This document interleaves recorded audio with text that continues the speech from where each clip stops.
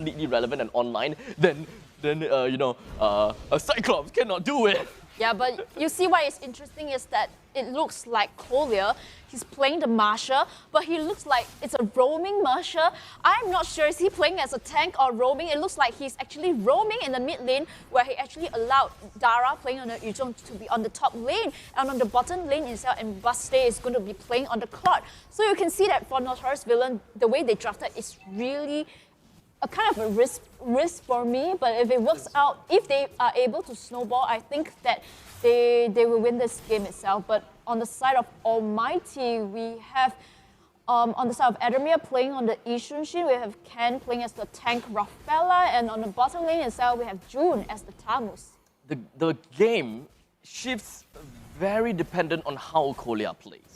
I'll say that the phase of this game, like how it shifts, like how fast the game goes, it is very dependent on Kolya. He picked up high and dry on his emblem.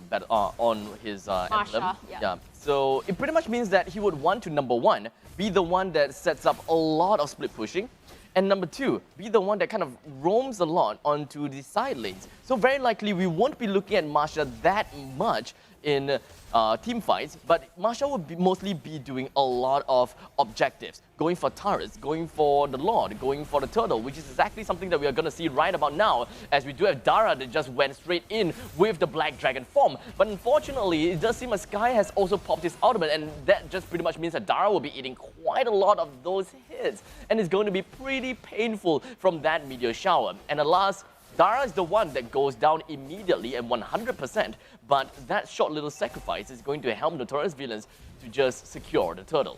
Yes, Notorious Villains managed to secure the turtle, but Dara, I think he overextended too much in, while his teammates is actually around the turtle pit itself, and in the mid lane itself, Chang'e. I think Chang'e tried to steal the buff, but it's just going to be a reset, and Chang'e is going to go back into the top lane itself. Right now, the goal lead, Almghty, is actually leading a 700 goal lead. At this moment in time, I'm just kind of looking at Notorious Villains lineup, right? Because they understood that, and they kind of knew that the way that they would want to play their Marsha is that Marsha would very likely not be with them in the late games when they are trying to go for kind of a split push composition. So Notorious Villains is just really trying to work with a lineup that is really good in teamfight strategies, or rather teamfight content. You can pretty much see that we've got Blazing Duet from Abuse, it just deals damage in an AoE, Dara jumping right in AoE as well with a steel tipped cape, Fenrir with pretty good Yin Yang overturn, also AoE, and Suna, in some sense, you are able to do a decent amount of AoE, but you still have a chance that you can still bring the CC down onto a single person to just single someone out. That Cyclops is their condition to single one person out in order to have a potential to go for split pushes.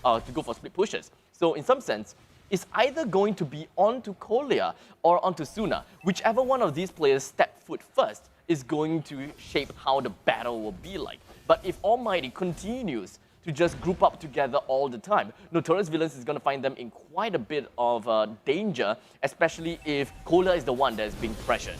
Yeah, but you can see that he's playing the Marsha as a kind of a mid-lane tank. I'm not sure, but we all know we are accustomed to the Marsha being a split pusher, just pushing turrets. I think it's too early. Yeah, being solo, doing the turtle or the Lord, but this is the first time I see a roaming Marsha instead. But at the bottom lane itself, you can see that the first turret is going to go down with Almghty's 3-man strong sticking together. So it's really a kind, I'm not sure how Notorious is going to play this one.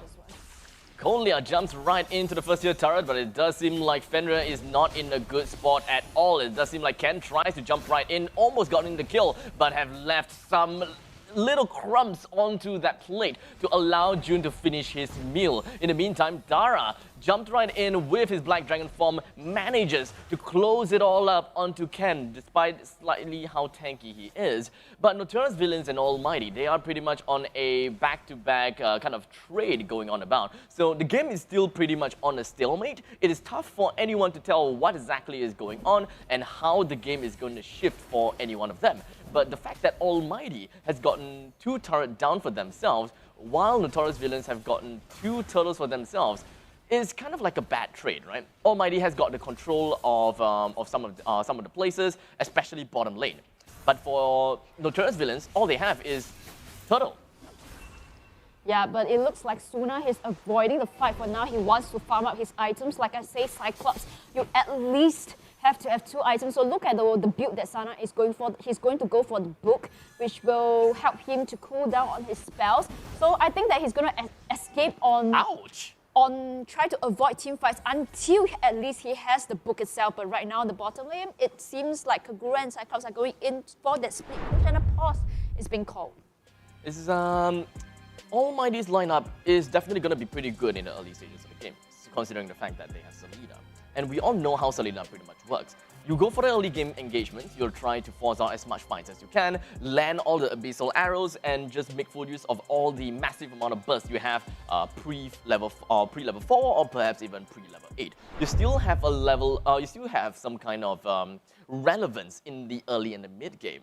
But once it reaches the late game, the only kind of utility that you really have at a point of time is really just your abyssal arrow. If you try to jump onto a carry at the later stages of the game, which is in this case Claude, I don't think that you'll even be able to catch up to him or even burst him down fast enough. Yeah, but I agree with you. I think that Selena, starting the first 5 minutes of the game, you have to make an impact, of course, with your abyssal arrows and your You traps. think it's enough now?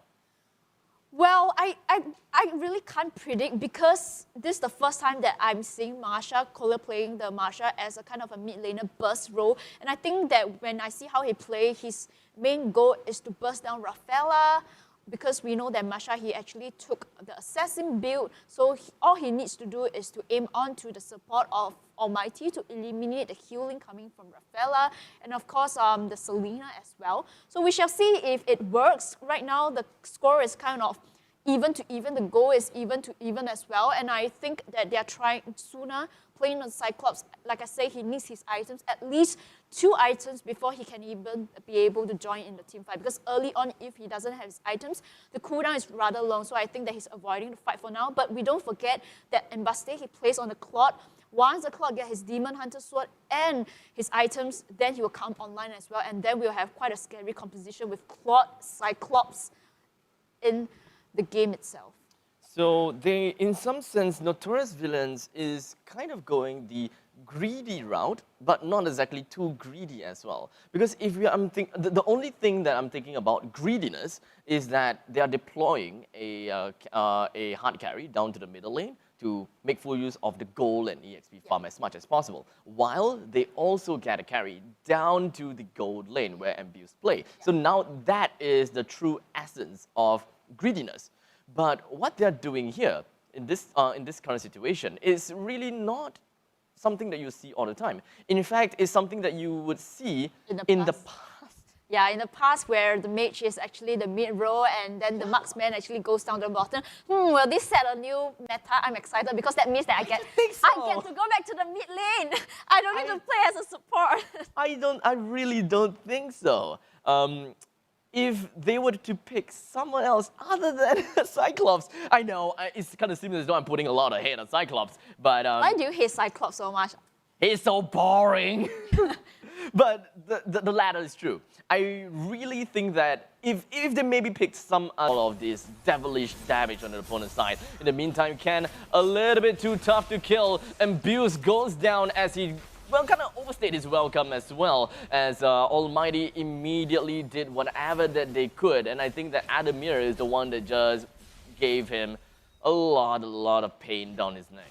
Yeah, but right now 5 men strong, Almghty going to the mid lane. It seems that this draft coming for Notorious, a very greedy draft with Marsha being as a kind of a tank support. I don't know, but without the core members together, I don't think that Notorious Villains can go into any fight. Yeah, I mean, this game is not quite over yet, but looking at the way that Notorious Villains is pacing for themselves, paving their way, well, Kolya is just not doing what I expected him to. He's trying to adapt based on the scenario, based on the situation, but Almghty has been putting quite a lot of pressure on the Kolya. Wherever he goes, there is someone there waiting for him. There is someone there in front of him, such as Ken. Ken would always be roaming around, and he can't go any further than that. Yeah. As much as he wants to kill Thamus, he wants to go to the bottom lane and destroy the turret. But Almghty is not gonna let him do that. Yeah, but every time, if you notice that he wants to go in for the Ken, see, every time when they go into a team fight, He's still alive. they are looking for Ken, and they did manage to get into Ken. Black Dragon, Dara pops the Black Dragon, goes in. Can he kill off Sky? Yes, he can. But he has to escape, and right now in bottom lane, Kolya managed to pick off onto Sky itself. Adamir going in for Suna, managed to get a triple kill onto Suna. With 2 members standing for Notorious Villains, they have to back off because they don't have essentially a tank in front of them. I really want to take a look at the replay for that one because I really want to just kind of break down and understand what has exactly happened. In the meantime, it does seem like Kolya tried to be a little bit more aggressive onto the side of Almghty, almost getting a kill down on Adamir. But in the flip side, it does seem like Fenrir wanted to close out the fight that Kolya started. But it did not work out for him at all, as Fenrir goes down yet again to Adamir, adding yet another big number to Adamir's first stats. And that is going to be 7 kills, 1 assist, and only 3 deaths. Adamir is going to go online, or rather, is already online. Yes, right now the Lord is spawned on the top side itself, and in terms of map control, Almghty leading at a 4k goal lead. They essentially can choose to take this Lord itself, but it seems like on the side of Notorious Villains, they are aware of it, and I'm really hoping that Almghty will go online soon. So let's take a look at this entire fight, right? We've got all 5 members, 3 split over to the right side to deal with Yuzhong, and 2 split over to the left side to deal with the rest of the members. Adamir just literally came back in some sense on time because Notorious Villains, they are kind of like a Aimai kind of situation, right? They don't know what to do. With 1% at the top, right below the Lord's Pit, 1% that's inside the jungle, and for Suna, HP is already down low, so he don't dare to overstay his welcome. And thus, Adamir goes in and swoop in for the kill. Exactly what he did for Dara. Dara has been jumping in pretty prematurely with his Black Dragon form. He's been the one to start off the fight. And I think that it is not Kolya that is the sub-tank, but it's actually Dara as a sub-tank. I'm not sure who is the sub-tank, but right now Kolya in desperation has to go to the bottom lane to split push. So maybe they can adjust their heroes a bit more, where Masha now will rotate instead of being the mid laner to kind of split push, but the Lord pushing in on the top lane itself. You look at Adamir, in terms of his goal, he is at 9.5 goal. He is pretty much has most of his items at this point, and in fact, Dara going in with the Black Dragon is just going to get busted down by Adamir. Yeah, I mean, Notorious Villains, they don't really have a lot of that jump factor to initiate a team fight, to basically make full use of the massive amount of AoE damage that they have in their own lineup. As you can pretty much see, Almghty is the one that is really just jumping onto the side of Notorious Villains. They're unable to do anything, and like literally they're unable to do anything because of the game pause. What a timing, my oh my. But let's just grind down and take a look at exactly what happened and take a look at the lineups perhaps, because Yuzhong is the one that I think that they were expecting him to jump right in and be the initiator. But maybe what they did not expect is that they can't keep up with Yuzhong, and once they're in Black Dragon form, he pushes, in some sense, pushes all of the Almghty players away, and it became a completely segmented fight. Yeah, but this time around, I think with Dara, because he's a bit lack of items, as opposed to the side of Almghty, he did pop the Black Dragon to zone off 3 members of Almghty, but he doesn't even have his kind of items, and he's actually busted down in his dragon form. So after he died, practically you look at the lineup for Notorious Villains, they don't have a hard tank, and they just have to back. Chang'e on the side of Almghty. And once the Black Dragon form comes out, Meteor Shower popped by Chang'e, he's dead.